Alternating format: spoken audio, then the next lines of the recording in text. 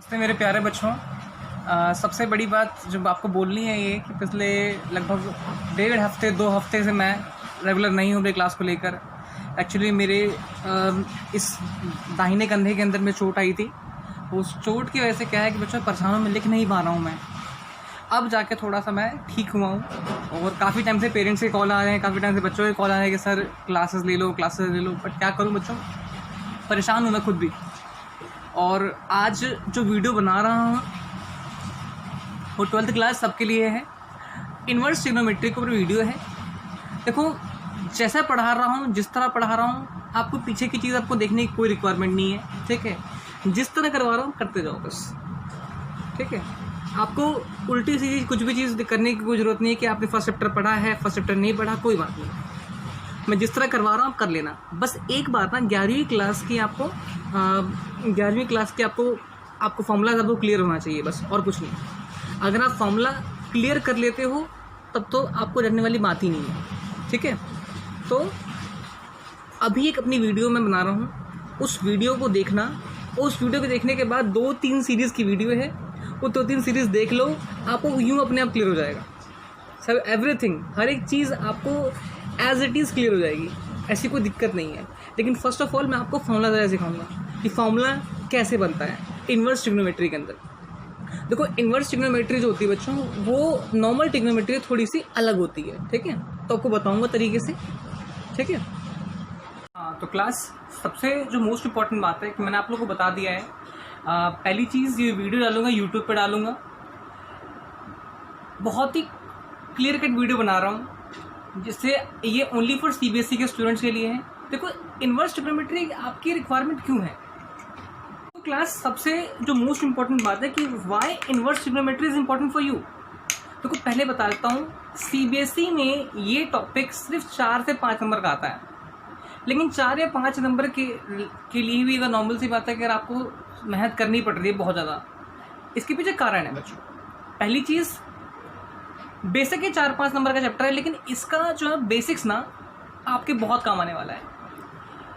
Derivative में से काम आएगा, इंटीग्रल्स में से काम आएगा, और डेरिवेटिव इंटीग्रल जो है बहुत ही इंपॉर्टेंट चैप्टर है। इसलिए अगर आप इन्वर्स ट्रिग्नोमेट्री नहीं कर रहे हो तो इसका मतलब है कि आपने अपने पूरे 12th क्लास का एक पार्ट जो है आपने ख़राब कर दिया।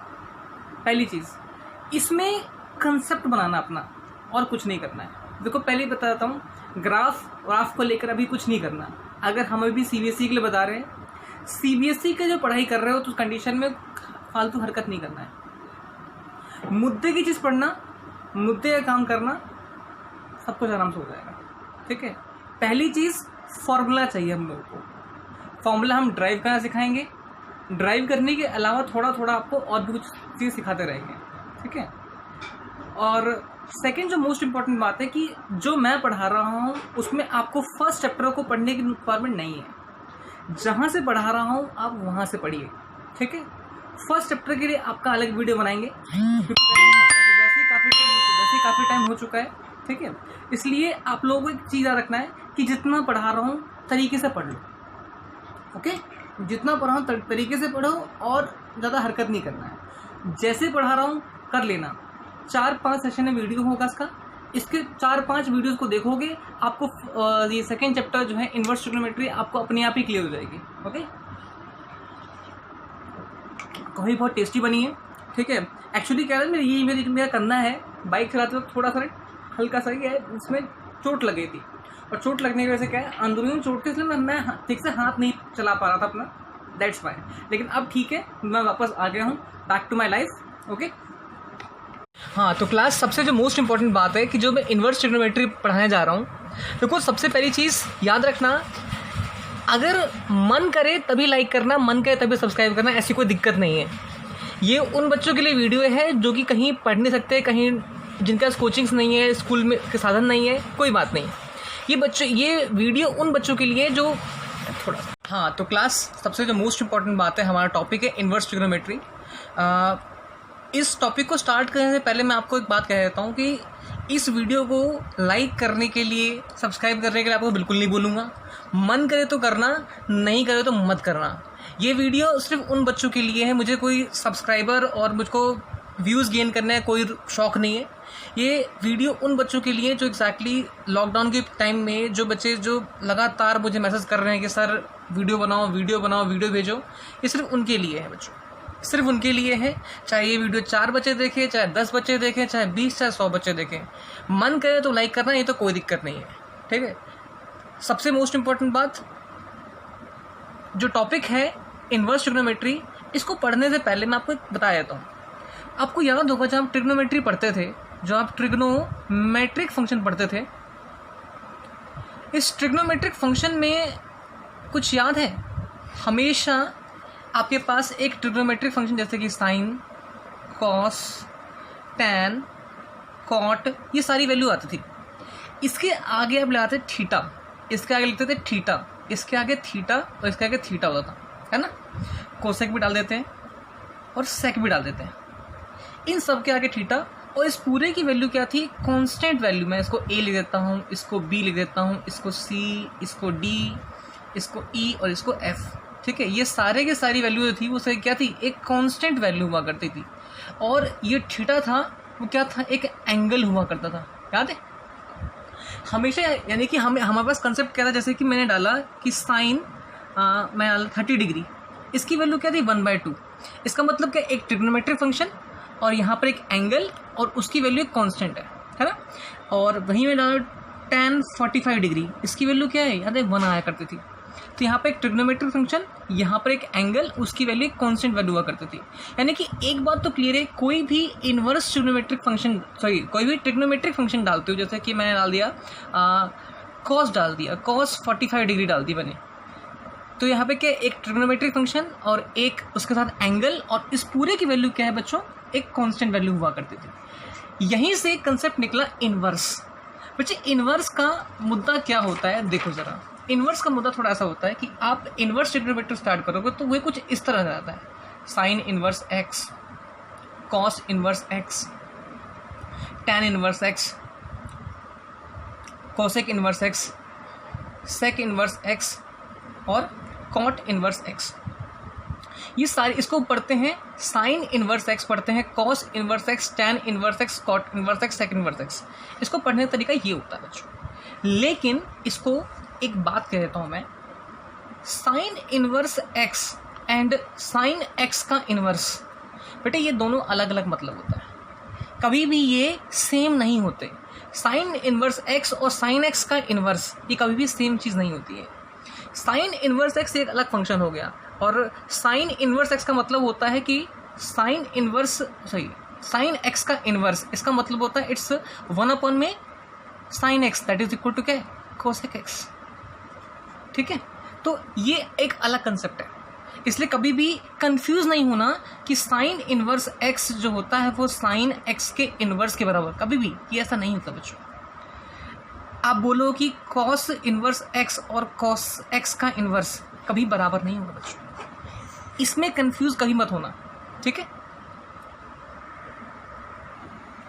हाँ तो बच्चों, अब कंसेप्ट है इन्वर्स ट्रिग्नोमेट्री को पूरा स्टार्टिंग से बताता हूँ। इन्वर्स ट्रिग्नो जो मेट्री होता है बच्चों, ठीक है, सॉरी मेट्रिक फंक्शन, थोड़ा सा बोलता है, मेट्रिक फंक्शन जो होता है बच्चों, इसका कंसेप्ट देखो क्लास क्या होता है। सबसे पहले आपको 11th क्लास में आपने पढ़ा होगा, 11th क्लास में आपको याद होगा एंगल्स के बारे में पढ़ा था आप लोगों ने, ठीक है, एंगल्स एंड रेडियंस के बारे में आपने पढ़ा था, ठीक है, आपको याद होगा, ठीक है। एंगल और रेडियन का तो आपको याद होगा कि हम 10वीं क्लास में पढ़ते आए थे। 10वीं में हम पढ़ते थे 0 डिग्री एंगल, ठीक है, 30 degree angle, 45 degree angle, 60 degree angle, फिर 90 डिग्री एंगल। लेकिन 11th में आते क्या था, हमने सीखा इसको रेडियन मेजर में। 0 को लिखते थे 0, 30 लिखते थे π/6, 45 लिखते थे π/4 लिख देते थे, 60 को π/3 बोल देते थे, ये π/2 हो जाता था। अब कंसेप्ट आपको जिसने 11th क्लास मुझसे पढ़ी होगी तो उनको तो पता होगा कि हाँ एग्जैक्टली कैसे आया, लेकिन जिन्होंने नहीं पढ़ा उनके लिए बता देता हूँ कि आपको एक फॉर्मूला याद रखना पड़ता है। एक होता है रेडियन मेजर होता है बच्चों, ये बार बार कह रहा हूँ कि ये 11th का कंसेप्ट बहुत ज़रूरी है। रेडियन मेजर होता है, दैट इज π/2, π/180 डिग्री इंटू में डिग्री मेजर होता है, ठीक है। जैसे एग्जाम्पल में बता देता हूँ कि अगर मुझको इस फॉर्म में एंगल निकालना है और जैसे मैंने एंगल बोल दिया 120 डिग्री, उसकी वैल्यू क्या बनेगी? तो 120 का तरीका होता है बच्चों पाई बाय 180 डिग्री, ठीक है, इंटू में 120। इसे काटोगे तो 2 और 3 दैट इज 2 पाई बाय 3। 120 को वैसे लिखेंगे। अब ऐसे मान लो मैंने बोल दिया 270 डिग्री बोल दी मैंने, तो उसकी वैल्यू क्या बनेगी? रेडियन में पाई बाय 180 डिग्री इंटू में 270। इसको सॉल्व करना तो इट्स 3, इट्स 2, तो इट्स 3 पाई बाय 2, ठीक है। तो ये कंसेप्ट होता है बच्चों इसका। तो ये एंगल आपको बनाना आना चाहिए, ये एंगल मैंने आपको बनाना सिखा दिया है। हाँ, तो छोटे बच्चों देखो मैंने ये पूरा एंगल बना दिया है आपका कि angle in degree and angle in radian, ठीक है। तो इस तरह से क्या है, 0 डिग्री जो होता है वो पाई बाय 6 होता है, 45 डिग्री पाई बाय 4 होता है, 60 degree pi by 3, 90 degree pi by 2, 180 degree pi, 270 degree 3 pi by 2 and 360 degree 2 पाई। ये सारी रेडियंस वैल्यू होती है और साइड में मैंने फॉर्मूला भी लिख दिया है। तो इससे क्या है, आपको याद करने में आसानी होगी और क्लास कोशिश करो कि आप ये पूरा याद कर लो, ओके। और याद रखना कि ये एंगल्स बहुत ज़रूरी हैं, क्योंकि अब आप 12वीं क्लास में पढ़ रहे हो और 12th क्लास में कभी भी ये 30 डिग्री 45 डिग्री इस तरह की वैल्यूज़ नहीं आती हैं, हमें सारी वैल्यू पाई में आती हैं, ओके। हाँ, तो क्लास अब सबसे जो मोस्ट इंपॉर्टेंट बात है ट्रिग्नोमेट्रिक टेबल। देखो सारे बच्चे जितने भी हैं, मेरे जितने भी जो ये प्यारे प्यारे बच्चे जो यहाँ बैठ के मेरे इस वीडियो को देख रहे हो, इन सब बच्चों को बता देता हूँ आप लोगों को, ये 10वीं क्लास में सब लोग सीख के आए हैं, लेकिन 10वीं में आपने जो सीखा है दैट्स एनफ। लेकिन अब जो बता रहा हूँ इसको सीख लेना बच्चों। अब जो बता रहा हूँ इसको बहुत ही तरीके से, बहुत ईमानदारी से सीखना। अगर किसी को नहीं आता है तो सीख लो, और आता है तो बेटा आपके लिए एक ही बात कहता हूँ, मुबारक हो। जैसे कि मान लो मैंने बोला यहाँ पर साइन, मैंने यहाँ बोला कॉस, मैंने बोला यहाँ पर टैन, यहाँ मैंने बोला कॉट, ठीक है। पहले मैं ये 3 करता हूँ और मैंने बोल दिया यहाँ पे 0 डिग्री, यहाँ मैंने बोल दिया पाई बाय 6, इसको बोल 30 डिग्री बोलते हैं, पाई बाय 4 इसको 45 डिग्री बोलते हैं, पाई बाय 3 इसको 60 डिग्री बोलते हैं, और पाई बाय 2 ये 90 डिग्री बच्चों, ओके। मैं बस आपको इतना सिखाता हूँ, उसके बाद आप आगे खुद कर लोगे। कैसे, देखो ज़रा। आप लिखो ऐसे का 0 1 2 3 4 लिखना, ठीक है। इसको डिवाइड कर 4 से, 0 से 4 4 4 और 4, ठीक है। और इसको कर दो अंडर रूट, इसको रूट निकाल दो। अब इसको सॉल्व करने के बाद जो वैल्यू आएगी, इसको सॉल्व कर, जब इस पूरे को सॉल्व करोगे तो क्या वैल्यू आएगी? 0। साइन 0 की वैल्यू क्या होगी? 0 होती है। इसको सॉल्व करोगे तो 4 का रूट कितना होता है? 2। सॉल्व करोगे इसकी वैल्यू क्या है? 1/2, यानी कि साइन पाई बाय 6 की वैल्यू 1/2। इसको सॉल्व करोगे 1/2 और 2 को 4 से डिवाइड करोगे तो इसकी वैल्यू आएगी 1/2, और उसका रूट निकालोगे तो इट्स 1/√2 आएगा बच्चों। इसको सॉल्व करना तो इट इज़ √3/2 आएगा, सॉल्व करना इसकी वैल्यू 1 आती है, ठीक है। तो यहाँ से हमने क्या निकाला? साइन की पूरी वैल्यू निकाल ली कि साइन 0 की वैल्यू इतनी है, साइन 30 की वैल्यू इतनी है, साइन 45 की वैल्यू इतनी है, साइन 60 की वैल्यू इतनी है और साइन 90 की वैल्यू इतनी है। अब यहीं से क्या कंसेप्ट क्या है, थोड़ा सा आप घुमा दो। ये जो वैल्यू है इसी चीज़ को रिवर्स कर दीजिए, दैट इज़ 1, इसको 3/2, दैट इज़ 1/√2, इसको उठा के इधर कर दो, मतलब पूरी वैल्यू को वो कर देना 0 हो जाएगा, ठीक है। और आपको पता है tan का मतलब क्या है? साइन और कॉस का क्या है? डिवीज़न होता है। जब इसी टेबल को डिवाइड कर दोगे, दैट इज़ क्या है? मैं एक रफ पेपर ले लेता हूँ बच्चों। इस रफ पेपर को लेकर मैं आपको बता देता हूँ। अब सोचो ये साइन कॉस है ना, साइन अपॉन, आपको पता है कि tan थीटा जो होता है, 10 से पढ़ा है, equal to sine theta upon cos theta होता है बच्चों, है ना। तो आपको tan की वैल्यू निकालनी है, तो कैसे निकालोगे? बहुत सिंपल है बच्चों। tan जो है दैट इज निकालनी, तो दैट इज 0/1, 1 से 0, तो वैल्यू क्या होगी? That is 0। इसको सॉल्व करोगे तो यू विल सी दैट 1/√3, ठीक है। इसको सॉल्व करोगे तो ये आपस में कट जाएगा, इसकी वैल्यू 1 आएगी। इन दोनों को सॉल्व करो, दैट इज √3, और इसको सॉल्व करोगे that is not defined, 1/0 that is not defined हो जाएगा। तो यहाँ से आपने क्या कर लिया, यहाँ से आप लोगों का प्रॉपर बन जाएगा ये। और उसके बाद साइन का कर देंगे तो कोसेक होता है, कॉस का सेक हो जाता है बच्चों, और टेन का कॉट हो जाता है। ठीक है, और अब क्या करना है, इन सारी वैल्यूज़ को क्या करना है, हमको रेसिप्रोकल कर देना है, क्योंकि पता है कोसेक साइन का उल्टा होता है, सेक जो होता है वो कॉस का उल्टा होता है, और टेन वो जो कॉट है वो टेन का उल्टा होता है। तो अगर 0 को रेसिप्रोकल करोगे तो you will get not defined. इसको करोगे तो क्या, इट्स बिकम 2। इसको सॉल्व करोगे you will get the root 2। इसको रेसिप्रोकल करो दैट इज क्या है, 2/√3, और 1 का 1 रह जाएगा। ठीक है, सेक को करोगे तो कॉस को रेसिप्रोकल कर दो, इट इज 1, या फिर क्या है, इट्स 2/√3। आप चाहो तो इसको भी उल्टा लिख सकते हो। इसको सॉल्व करोगे तो क्या है, इट्स √2, सॉल्व करोगे इट्स वैल्यू 2, और सॉल्व करोगे तो क्या होगा बच्चों, it is not defined. Okay, और जब इसको डिवाइड करोगे, जब 10 का करेंगे तो कितना है बच्चों, 0, नॉट डिफाइंड हो जाएगा ये चीज़, इट इज़ √3। इसको करोगे 1, इसका 1/√3, और नॉट डिफाइंड का रेसिप्रोकल हो तो यू विल गेट 0। तो बच्चों इस तरह से आपने पूरी की पूरी ट्रिग्नोमेट्री टेबल आपने निकाल दी है। ये बहुत ही कॉमन तरीका होता है जो एग्जैक्टली ट्रिग्नोमेट्री टेबल निकालने की कोशिश करते हैं हम लोग। ये 10th क्लास में हर कोई पढ़ के आ रखा है इस चीज़ को, लेकिन फिर भी अगर आपको नहीं आता तो मैंने आपको तरीका सिखा दिया है। लेकिन क्लास ये 12th क्लास में अगर आप पढ़ रहे हो तो आपको ये चीज़ मैं चाहूँगा कि ये चीज़ आपको आनी चाहिए। इसके लिए आपको किसी की शक्ल नहीं देखनी पड़े, या आप किसी की शक्ल देख रहे हो कि हाँ भाई मुझे इसकी वैल्यू बताओ, तो ये आपकी बेवकूफ़ी है। If you studying in 12th class तो आपको ये चीज़ तो आपको आपकी ज़ुबान पे होनी चाहिए कि जैसे ही आपके माइंड में आए कि हाँ भाई साइन 30 की वैल्यू क्या होती है, तो बेटे थूक की तरह इसकी वैल्यू क्या है, 1/2 आपकी ज़ुबान पर रटा होना चाहिए कि हाँ इसकी वैल्यू ये है। आप 10 लोगों की शक्लें देख रहे हो कि हाँ भाई मैंने पूछ लूँ किसी से कि cos⁴ की वैल्यू क्या है, तब 10 लोगों की शक्लें देख रहे हो इधर उधर। ठीक है, 10 जगह इशारे कर रहे हो, नैन मटका चल रहा है यहाँ पर, तो ऐसा नहीं करना बच्चों। ठीक है, पॉइंट ये है आपको ये वैल्यूज़ याद होनी चाहिए, क्योंकि इस वैल्यू अगर आपको ये वैल्यू याद है तो यही बेटे बेस है तुम्हारा इनवर्स ट्रिग्नोमेट्री टेबल का। ये बेस है, इससे ही पूरा का पूरा मैथ बना हुआ है। ठीक है,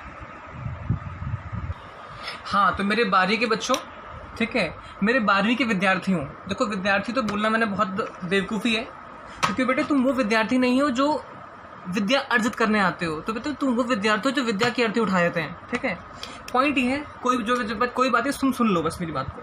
देखो डोमेन और रेंज का मतलब क्या होता है बेटे, देखो मैं अगर मैथ के टर्म में सिखाऊंगा डोमेन रेंज तो थोड़ा सा मुश्किल हो जाएगा। ठीक है, क्योंकि आपको याद होगा कि वो सेट वाला टॉपिक था।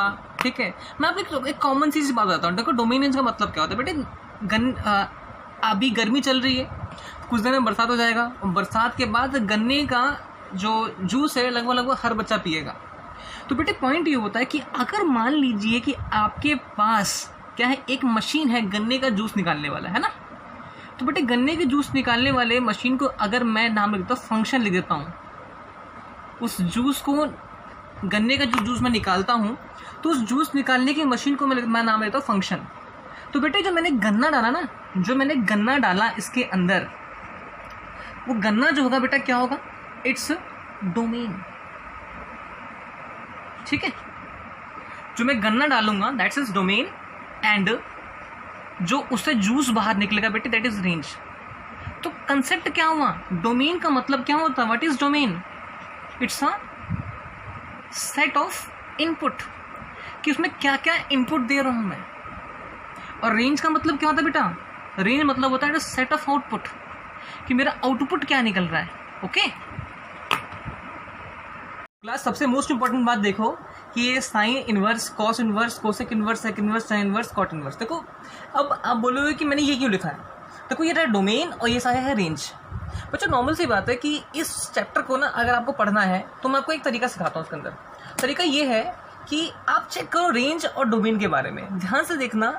एक रेंज ये देखो, एक ये देखो, और एक ये देखो, ध्यान से देखना। इन तीन का रेंज जो है, जैसे दैट इज साइन इनवर्स, फिर एक आपका होता है कोसेक इनवर्स, ठीक है, और एक होता है तुम्हारे पास बच्चों दैट इज tan इनवर्स। ध्यान से देखो तो इन तीनों की वैल्यू जो है ना बच्चों, तीनों का रेंज लगभग बराबर है ना। और वही नोटिस करना है यहाँ पर कि 0 से पाई, दिस एंड दिस, और यहाँ देखो कॉस इनवर्स, फिर यहाँ होता है सेक इनवर्स, और यहाँ होता है कॉट इनवर्स। देखो ध्यान से देखना, तो इस तीनों की वैल्यू क्या है बच्चों, बराबर है, मतलब इन तीनों का रेंज लगभग लगभग बराबर है। तो हम क्या करते हैं कि इनके रेंज के बेस पे क्या होता है कि हम इनकी एक फैमिली बना देते हैं। इनकी एक फैमिली नंबर 1, इसको बोलते हैं साइन इनवर्स फैमिली। देखो एक्चुअली ऐसा कुछ होता नहीं है, बट ये मेरे पढ़ाने का तरीका है कि मैंने इसको एक फैमिली बना दी, साइन इनवर्स फैमिली और ये कॉस इनवर्स फैमिली। अब आप बोलोगे कि सर इसको बनाने का फ़ायदा क्या हुआ? बेटे फ़ायदा अभी थोड़ी देर में मिलेगा आपको। मैंने यहाँ पे 2 फैमिली बना दी, साइन इनवर्स फैमिली और cos inverse family, on the basis of their range. इनका रेंज और इनका रेंज लगभग लगभग बराबर था, तो इनके रेंज के बेस पे मैंने इनकी एक फैमिली बना दी, मैंने sine inverse family and cos inverse family. Sine inverse family में साइन इनवर्स, कॉसेक इनवर्स और टैन इनवर्स आते हैं, और कॉस इनवर्स फैमिली में कॉस इनवर्स, सेक इनवर्स और कॉट इनवर्स आते हैं। हाँ, तो मेरे 12th के स्टूडेंट्स अब स्टार्ट करते हैं प्रिंसिपल वैल्यू। देखो प्रिंसिपल वैल्यू का जो सोर्स है ना बेटे, अब याद रखना यहाँ से आपकी लाइफ थोड़ी सी मुश्किल होने वाली, क्योंकि अगर यहाँ पर आपने वैल्यूज़ याद नहीं करे और आपकी वैल्यूज़ के अलावा आपने फॉर्मूलाज आपको याद नहीं करे, तो नॉर्मल सी बात है बच्चों, आपकी थोड़ी सी मुश्किल होने वाली है। इसलिए आप एक सेपरेट पेपर लेना और सेपरेट पेपर लेकर यहाँ से अब आप नोट करना शुरू करना बच्चों। अपना नोटबुक निकाल लो, यहाँ से नोट करना शुरू करो, या फिर जैसे भी हो, एक इस चैप्टर के अंदर आपके पास एक फॉर्मूला की एक अलग लिस्ट होनी चाहिए। एंड मैं थोड़ी देर बाद आपको बताऊंगा कि आपको फॉर्मूला याद कैसे करना है बच्चों। देखो फॉर्मूले को रटने की कोशिश नहीं करना, बस नॉर्मल सी बात है कि जो बता रहा हूँ उसको सुनते रहना बस। तो देखो बच्चों, प्रिंसिपल वैल्यू एक्जैक्टली मतलब होता क्या है। वैसे मान लो कि मेरा क्वेश्चन आ गया यहाँ पर कि फाइंड द प्रिंसिपल वैल्यू, मैंने क्वेश्चन दे दिया find the principal value, principal, ठीक है, वैल्यू ऑफ फॉलोइंग, ठीक है। मैंने फॉलोइंग की प्रिंसिपल वैल्यू निकालनी है आपको। मैंने पहला क्वेश्चन दे दिया, मैंने बोला साइन इनवर्स, तो आपको पता है कि साइन इनवर्स के साथ हमेशा एक कांस्टेंट वैल्यू आएगी, एट इज मैंने बोलता है इट्स 1/2। सेकंड मैंने बोल दिया कॉस इनवर्स, मैंने बोला इट्स 1/√2। और सेकंड चीज़ मैंने बोल दिया tan इनवर्स √3, मैंने बोला, ठीक है, सेक इनवर्स 2 बोल दिया मैंने। चलो ये नॉर्मली 4 क्वेश्चन देते हैं हम करके। तो अब कंसेप्ट क्या होता है कि प्रिंसिपल वैल्यू का मतलब क्या होता है, तो हमेशा इसको याद रखिए कि प्रिंसिपल वैल्यू का मतलब थोड़ा सा याद रखना कि जैसे कि आपके पास साइन के टेबल के अंदर 1/2 कब आता है, ठीक है। याद रखना जो आपकी प्रिंसिपल वैल्यू जो होगी वो हमेशा आपके डोमेन के अंदर, रेंज के अंदर लाई करनी चाहिए, ठीक है, हमेशा। अब देखो साइन इनवर्स का जो रेंज क्या होता है, -π/2 से π/2 होता है ना। तो आपकी प्रिंसिपल वैल्यू जो होती है हमेशा इस रेंज के अंदर लाई करती है, ठीक है। तो अब चेक करो कि साइन इनवर्स जो है ये 1/2 अपनी रेंज में किस किस वैल्यू पे आती है। तो कंसेप्ट क्या है, साइन इनवर्स 1/2 जो होता है रेंज के अंदर किस पे आती है, 30 डिग्री पे। तो नॉर्मल सी बात है इट्स π/6 हो जाएगा, ओके। अब चेक कर रहा है कि कॉस इनवर्स 1/2, तो कॉस के टेबल में 1/2 कब आता है, 40, सिंपल सी बात है 45 डिग्री पर, तो 45 ले लो, आया 4।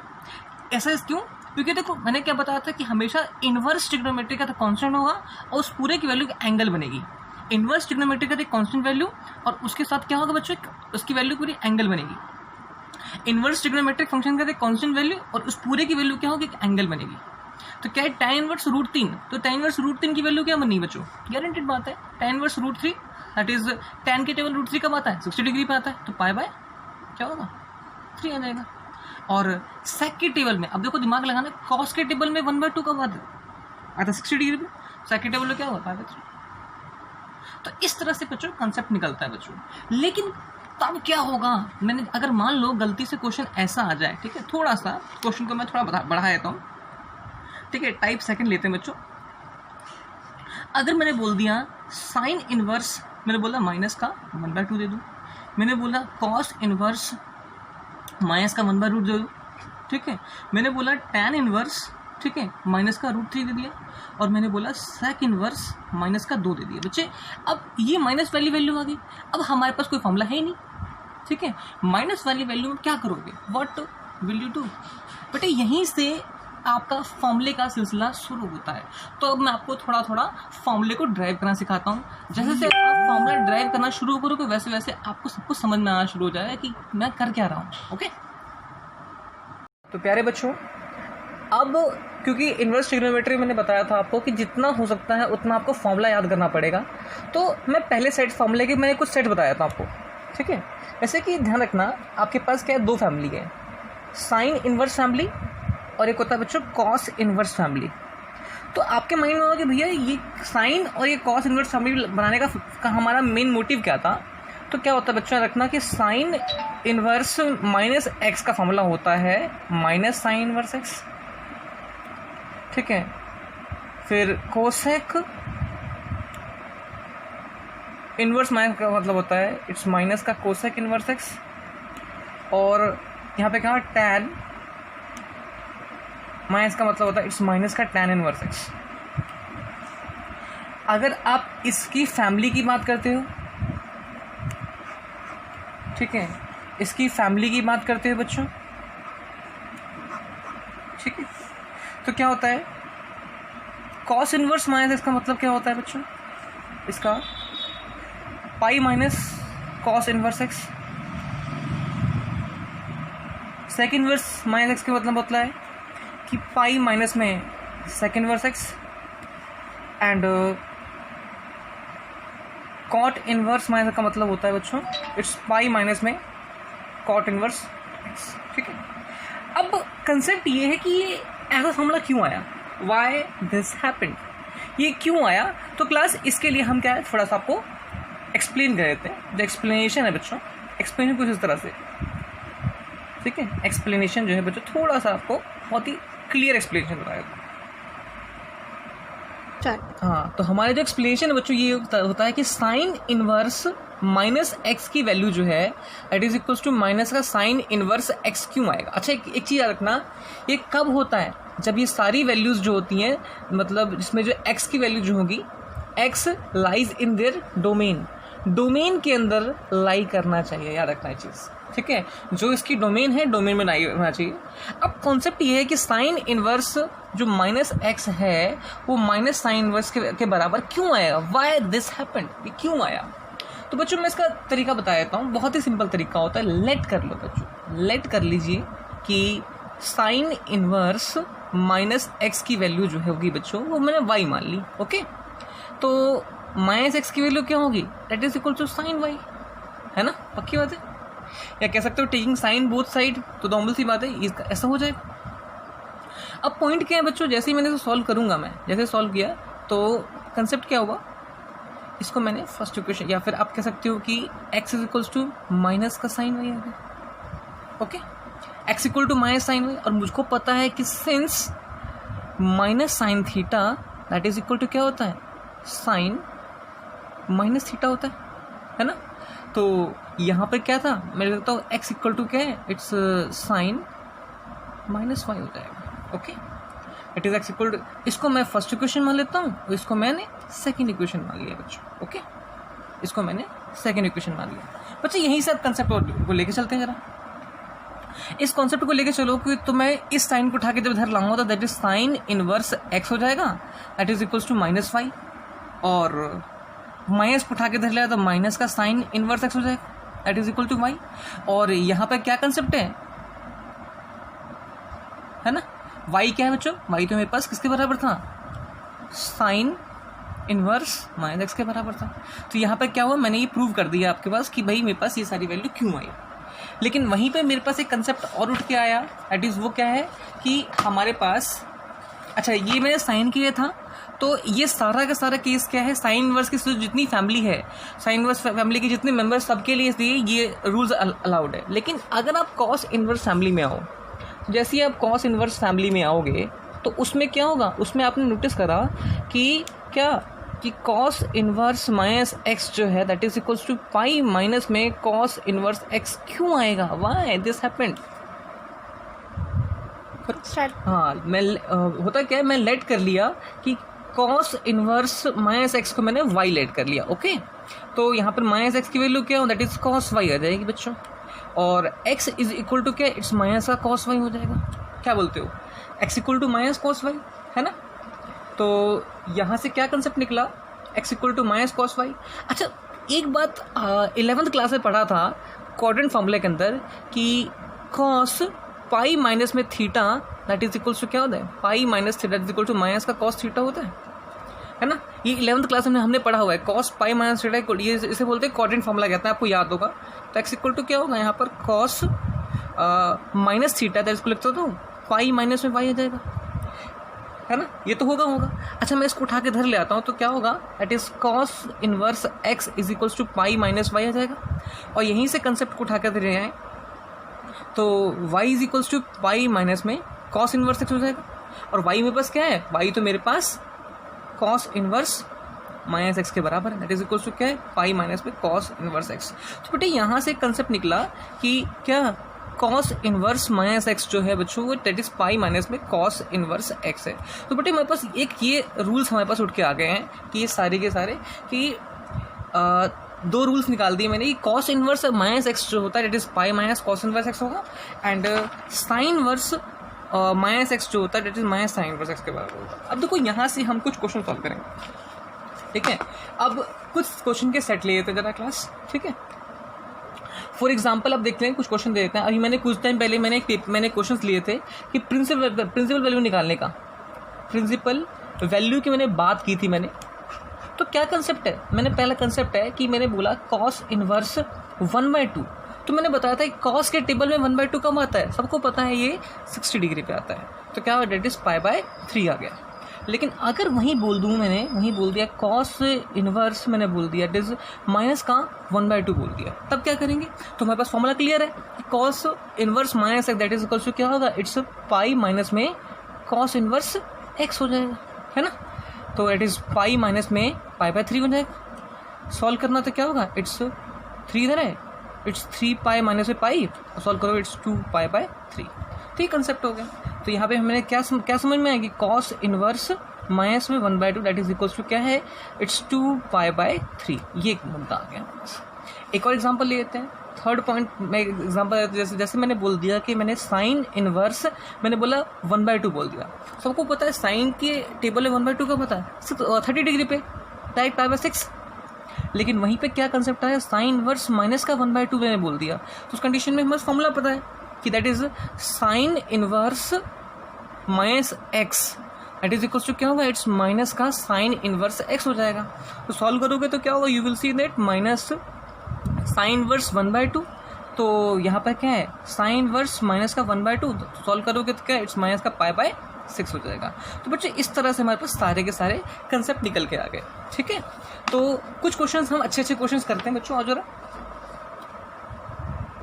तो बच्चों पॉइंट क्या है, कुछ हम कुछ अच्छे क्वेश्चन लेते हैं। जैसे कि मैंने क्वेश्चन दे दिया, क्वेश्चन मेरे पास आ गया कि फाइंड, मैंने बोला principal value, find principal value of, ठीक है, फॉलोइंग। मैं बहुत सारे प्रिंसिपल वैल्यू निकालता हूँ। तो मैंने बोला साइन इनवर्स 1/-1/2, तो फॉर्मूला अपने पास रखो, इट्स माइनस साइन इनवर्स 1/2 हो जाएगा। और साइन के टेबल में कब आएगा, इट्स माइनस का पाई/6 आ जाएगा।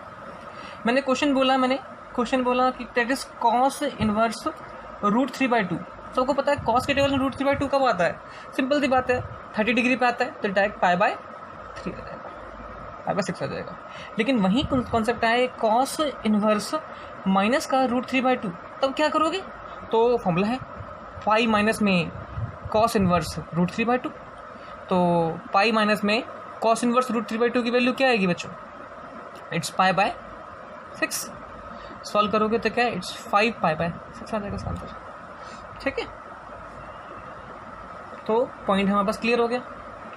अगला एक क्वेश्चन और देखो, इट इज कॉसेक इनवर्स 2। सबको पता है कॉसेक के टेबल 2 कब आता है, सिंपल 30 डिग्री पे आता है, तो पाई/6 आ जाएगा।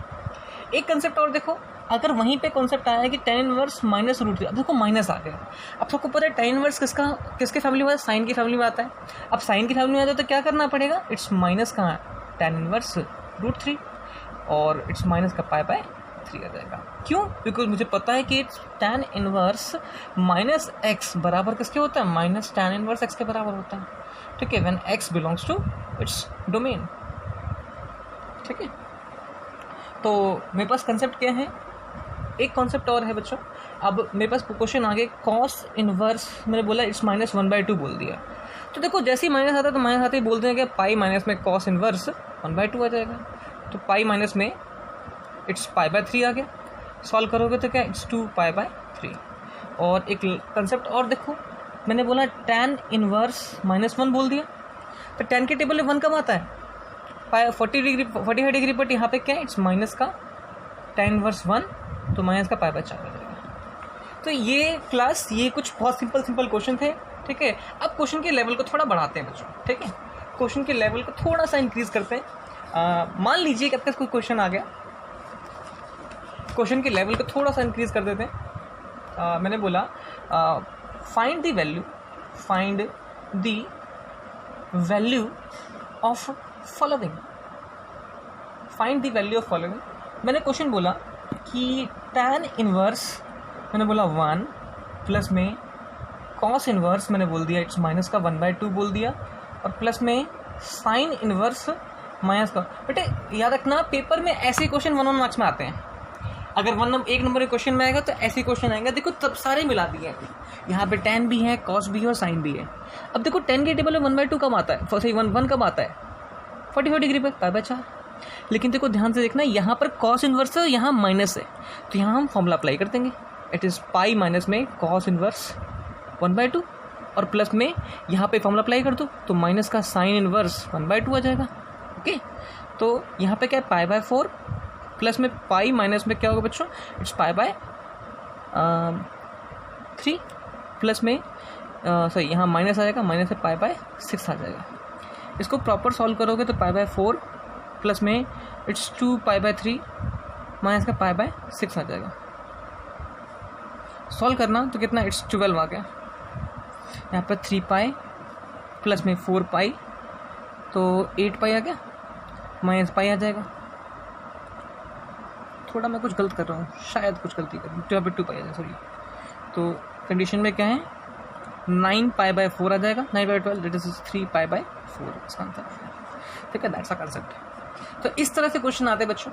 एक क्वेश्चन और ले लेते हैं, चलो एक क्वेश्चन और देखा। जैसा कि मैंने बोल दिया कि cos इनवर्स 1/2 और प्लस में 2 साइन इनवर्स 1/2। अब cos के टेबल में 1/2 कब आता है बच्चों, cos के टेबल में 1/2 आता है 60 डिग्री पे आता है, तो π/3, और 2 इंटू में यहाँ पे साइन के टेबल 1/2 कब आता है, इट्स 30 डिग्री पे आता है, तो काटोगे तो 3 आ जाएगा, तो π/3 प्लस π/3 आ गया। इसको सॉल्व करना तो क्या होगा, 3 इट्स 2π/3 आंसर आ गया कंसेप्ट, ठीक है। अच्छा एक क्वेश्चन और देखो फिर इसी बात पे, एक बहुत बढ़िया सुंदर सा क्वेश्चन है बच्चों आप लोगों के लिए, ये आप लोग खुद ट्राई करेंगे, ठीक है। एक क्वेश्चन बड़ा ही सुंदर सा, बहुत ही बढ़िया क्वेश्चन, बेहतरीन क्वेश्चन, तो ये सब लोग देखना, इस क्वेश्चन को खुद ट्राई करेंगे। मैंने क्वेश्चन बोला कि tan इनवर्स क्या है, √3 माइनस में sec इनवर्स माइनस का 2। अब चेक करना, देखो दोनों के दोनों क्या है, अलग अलग फैमिली से। देखो tan इनवर्स साइन फैमिली से, cos inverse sec inverse cos family से, सॉरी cos फैमिली से। तो tan के टेबल √3 कम आता है, सिंपल सी बात है, π/3 में आता है। माइनस में sec है, यहाँ माइनस आते ही बोलते हैं पाई माइनस में sec इनवर्स 2 आ जाएगा, तो π/3 माइनस में पाई। अब sec के टेबल में वो कब आता है, π/3, ठीक है। तो उस कंडीशन में क्या होगा, π/3 इधर आ गया, माइनस में 3 इट्स 2π/3 आ गया, तो माइनस का, ठीक है। तो ये बच्चों, ये एक छोटा सा कॉन्सेप्ट था जो कि आप लोगों को ये चीज़ क्लियर होना चाहिए। तो अभी के लिए एक छोटा सा, एक नॉर्मल कॉन्सेप्ट है जो आप लोगों को आना चाहिए, मैंने करवा दिया है। अच्छा इसके कुछ प्रैक्टिस क्वेश्चंस मैं देता हूँ करने के लिए, घर पर सब लोग उसको ट्राई करो, ओके। मुझे उम्मीद है कि ये टॉपिक तुम्हें समझ में आ गया होगा। अभी कुछ दिन में एक और मैं वीडियो भेजता हूँ, उस वीडियो के अंदर क्या होगा कि आपको इसका फर्दर जो टॉपिक है वो मैं कवर कराऊंगा।